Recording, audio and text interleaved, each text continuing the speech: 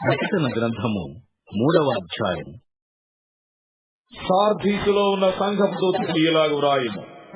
7 నక్షత్రములను దేవుని 7 ఆత్మలను గలవాడు చెప్పు సంగతి ఏమనగా, నీ క్రియలను నేనెరుగుదును. ఏమనగా, జీవించుచున్నావన్న పేరు మాత్రమున్నది గాని నీవు మృతుడవే.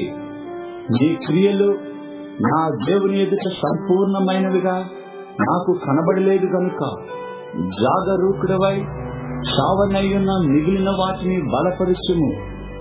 నీవెలాగు ఉపదేశము పొందితివో, ఎలాగు వింటివో జ్ఞాపకము చేసుకొని దానిని గైకొనుచు మారు మనస్సు పొందుము.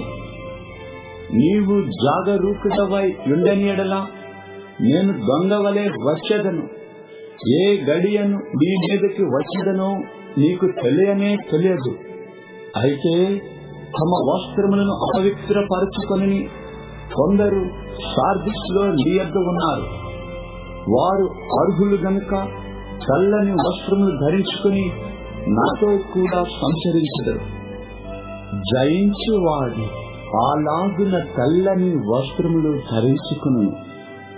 జీవ గ్రంథములో నుండి అతని పేరెంత మాత్రమును తిరుగు పెట్టక నా తండ్రి ఎదుటను ఆయన దూతల ఎదుటను అతని పేరు ఒప్పుకొందును. సంఘములతో ఆత్మ చెప్పుచున్న మాట చెడిగలవాడు వినుడుగాక.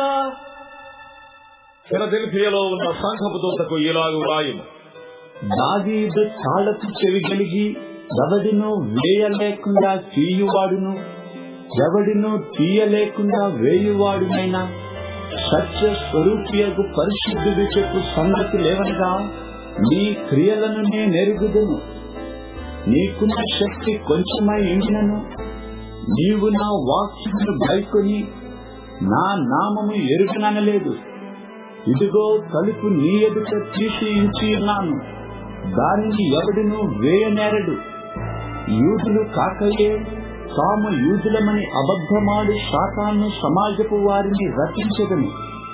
వారు వచ్చి నీ పాదముల ఎదుట పడి నమస్కారము చేసి, ఇదిగో నేను నిన్ను ప్రేమించుతునని తెలుసుకున్నట్లు చేసిదను.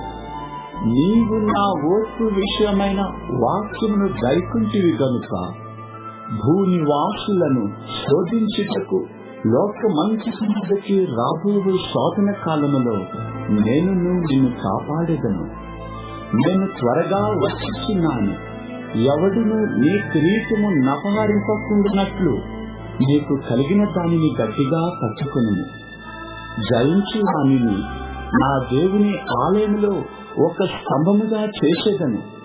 అందులో నుండి వాడు ఇక మీదట ఎన్నటికీ వెలుపలికి పోడు.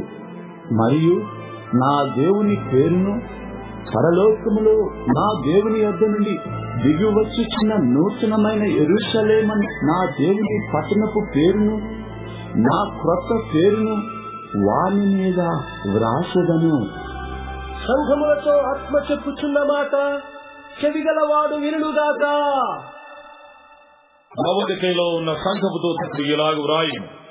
ఆమేన్ అనువాడును నమ్మకమైన సత్య సాక్షియు దేవుని సృష్టికి ఆదియునైన వాడు చెప్పు సంగతి లేవనగా, నీ క్రియలను నేనెరుగుదును. నీవు చల్లగానైనను వెచ్చగానైనను లేవు. నీవు చల్లగానైనను వెచ్చగానైనను ఉండిన మేలు. నీవు వెచ్చగానైనను చల్లగానైనను ఉండక నులివెచ్చనగా ఉన్నావు కనుక నేను నిన్ను నా నోట నుండి ఉమ్మివేయనుద్దేశించుచున్నాను. నీవు దౌర్భాగ్యుడవును, దిక్కుమాలిన వాడువును, దరిద్రుడవును, గ్రుడ్డివాడువును, దిగంబరుడవునై ఉన్నావని ఎరుగక నేను ధనవంతుడను, ధనవృద్ధి చేసినాను, నాకేమీ కొదువలేదని చెప్పుకొనుచున్నావు. నీవు ధనవృద్ధి చేసుకున్నట్లు అగ్నిలో పుట్టును వేయబడిన బంగారమును నీ దిశమల సిగ్గు కనబడుకున్నట్లు ధరించుకున్నట్టుకు తెల్లని వస్త్రములను, నీకు దృష్టి కలుగున్నట్లు నీ కనులకు కాటుకను నా యొద్ద కొనుమని నీకు బుద్ధి చెప్పుచున్నాను. నేను ప్రేమించు వారినందరినీ గద్దించి శిక్షించుచున్నాను గనుక నీవు ఆసక్తి కలిగి మారు మనస్సు పొందుము. ఇదిగో నేను తలుపునద్ద నిలుచుండి తట్టుచున్నాను. ఎవడైనను నా స్వరము విని తలుపు తీసిన ఎడల నేను అతని యొద్దకు వచ్చి అతనితో నేనును నాతో కూడా అతడిను భోజనము చేయుదును. నేను జయించి నా తండ్రితో కూడా ఆయన సింహాసనమునందు కూర్చుని ఉన్న ప్రకారము జయించు వారిని నాతో కూడా నా సింహాసనమునందు కూర్చుండనిచ్చెదను. సంఘములతో ఆత్మ చెప్పుచున్న మాట చెవిగలవాడు వినుగాక.